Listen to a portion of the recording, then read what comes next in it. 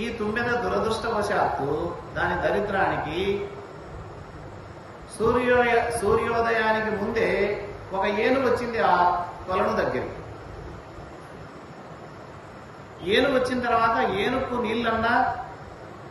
నీళ్ళల్లో ఈ తామర పువ్వులు తామర చెట్లన్నా చాలా ఇష్టం. దాన్ని చీల్చి చెండాడుతుంది. రాగానే వెంటనే ఆ కొలనులో దిగిందట ఆ ఏనుగు. దిగి తొండంతో ఆ తామర పువ్వులన్నిటినీ నోట్లో వేసేసుకుంది. అంటే ఏమైంది? తినేసింది. ఈ తామర పువ్వులు తీసుకొని నోట్లో వేసుకున్న దాంట్లో ఈ తుమ్మదన్న పువ్వు కూడా ఉంది. అంటే ఆ తుమ్మెద ఎక్కడికి పోయింది? ఇప్పుడు నేరుగా సరాసరి ఏనుగు కడుపులోకి వెళ్ళిపోయింది. మరి అది అనుకున్నది ఏంటి? రాత్రి తెల్లవారదా, సూర్యోదయం కాదా, నేను హాయిగా బయటపడొచ్చులే, ఎందుకు శ్రమ పడాలి, ఎందుకు కష్టపడాలని సోమరితనం లోపలనే చచ్చిపోయింది. కానీ చివరకు ఆ ఏనుగు కడుపులోకి వెళ్ళిపోయి చేసేదేం లేక మరణించింది. ఆ పుష్పం మీద మమకారంతో, ఆ పుష్పంలో ఉన్న మకరందం మీద మమకారంతో తన యొక్క ప్రాణాన్ని కోల్పోయినటువంటి దుస్థితి ఆ తుమ్మెదకు పట్టింది.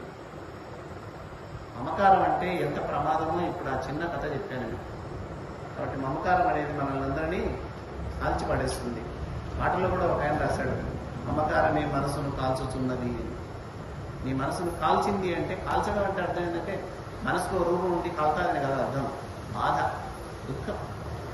కాబట్టి అర్జునుడు కూడా ఆ మమకారం అనేటటువంటిది ఆవహించడం వల్ల, ఆ పిశాచి పట్టడం వల్ల, నేను యుద్ధం చేయను, నాకు ఈ రాజ్యం వద్దు, ఈ భోగము వద్దు, ఈ సుఖం వద్దు అంటున్నాడు. అయితే ఇక్కడ మనం చూడాల్సినటువంటి ఇంకో విషయాలు, ఆయనకి ఇప్పుడు 3 దోషాలు వచ్చాయి. ఎవరికి? అర్జునుడికి. ఒకటి కర్తృత్వ దోషం వచ్చింది. ఇది ఎవరికి రాకూడదు. అర్జునుడికే కాదు, మనకు కూడా రాకూడదు. ఏమిటి కర్తృత్వ దోషం అంటే, నేను చేస్తున్నాననే భావన రాకూడదు. నేను చెబుతున్నాను, నేను లేకపోతే చెప్పేవాళ్ళు ఎవరు లేరనే భావన నాకు రాకూడదు. నేను వింటున్నాను, నేను తప్ప ఈ గ్రామంలో వినేవాళ్ళు ఎవరు లేరనే భావన మీకు రాకూడదు.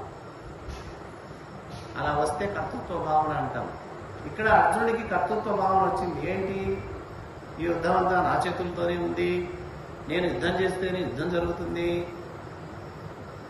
నేను గాంధీవాన్ని ధరించి యుద్ధం చేస్తేనే ఈ శత్రు సైన్యం అంతా నాశనం అవుతుంది, నా ఎంత వీరుడు లేడు, నా ఎంత పరాక్రమవంతుడు లేడు, నేనే నేనే అనేటటువంటి కర్తృత్వం. ఇది శాస్త్ర ప్రకారం నిషిద్ధం. ఎవరైనా మనం ఒక కార్యక్రమం చేస్తున్నామంటే నేను చేస్తున్నాననే కర్తృత్వ భావన వదిలిపెట్టమని శాస్త్రం చెప్పింది. గీత ముఖ్యంగా చేయొద్దని చెప్పలేదు, చేయాల్సిందే. నేను లేకపోతే ఇది లేదు అనే భావన పొరపాటును కూడా రానివ్వద్దండి. నేను చేస్తున్నాననే భావన రానివ్వండి. నిజంగా నువ్వు చేస్తావా? లోపల భగవంతుని చైతన్యం లేకపోతే, నీలో ఆత్మతత్వం లేకపోతే, నీలో ఆ శక్తి లేకపోతే నీవు ఏమీ చేయలేవు. కను రెప్పలు కూడా మూయలేవు, తెరవలేవు. కను రెప్పలు అది చాలా సులభం. కనురెప్ప మూయడం, తెరవడం సులభం. అంత సులభమైన పనిని కూడా లోపల ఆ భగవంతుడు, ఆ దివ్య చైతన్యం లేకపోతే కనురెప్పలు తెరవలేము, కనురెప్పలు మూయలేము. చనిపోయిన వాళ్ళని చూడండి, మోయగలడా రెప్పలు? తెరవగలడా? కళ్ళతో దృశ్యాన్ని చూడగలడా? ఎందుకు? లోపల ఆ చైతన్యం లేదు, పోయింది. చెవులు బాగా ఉన్నాయి, వినగలడా? సొంతం దగ్గరున్న మనవాళ్ళు, కొడుకులు, కోడలు పిలిస్తే కూడా పలకడు. ఎందుకంటే వినపడదు. మరి చెవులున్నాయి కానీ వినేటటువంటి శక్తి ఆ చైతన్యం లోపల లేదు. నోరు బాగుంది, మాట్లాడలేడు. ఎందుకు మాట్లాడలేడు? ఆ చైతన్యం లేదు. ముక్కు ఉంది, ముక్కు రంధ్రాలు 2 బ్రహ్మాండంగా ఉన్నాయి, బయట కావాల్సినంత ఆక్సిజన్ ఉంది. మరి ఎందుకు గాలి పీల్చలేకపోతున్నా? పీల్చొచ్చు కదా, పీల్చలేడు. పీల్చడానికి కావాల్సినటువంటి ఆ చైతన్య శక్తి లోపలేదు.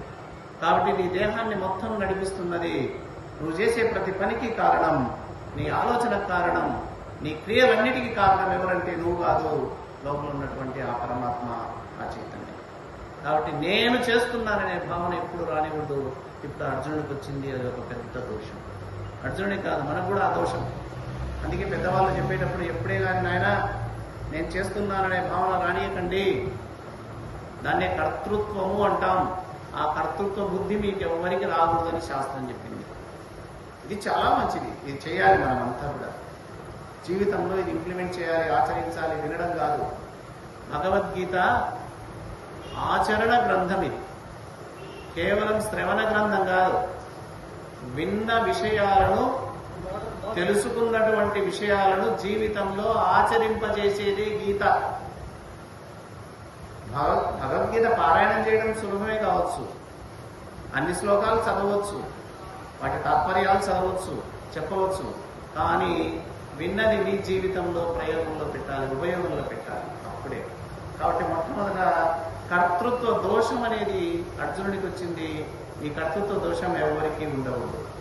రెండవది స్వజన వ్యామోహం. నా జనులు, నా వాళ్ళు అనేటటువంటి ఒక వ్యామోహం వచ్చింది. ఇందాక మనం మమకారం అని చెప్తున్నాం.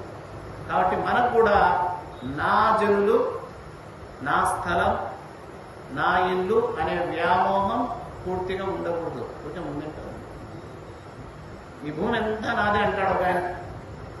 ఎంతవరకు నీది? నీ తర్వాత నువ్వు చనిపోయిన తర్వాత ఎవరు తెలియదు.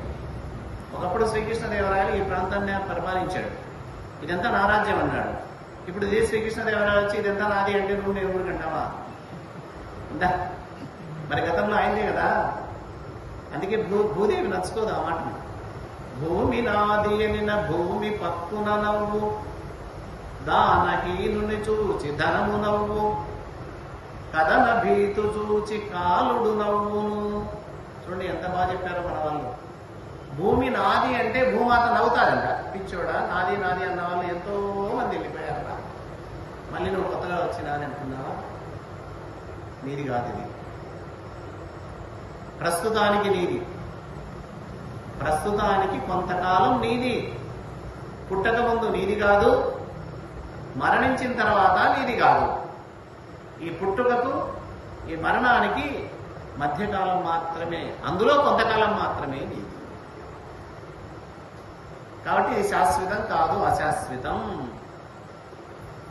అట్లే మనుషులు కూడా నా వాళ్ళు నా వాళ్ళు నా వాళ్ళు ఉంటాం. ఎన్నాళ్ళు చూస్తుండగానే నీ వాళ్ళు నీకు దూరం అయిపోతారు.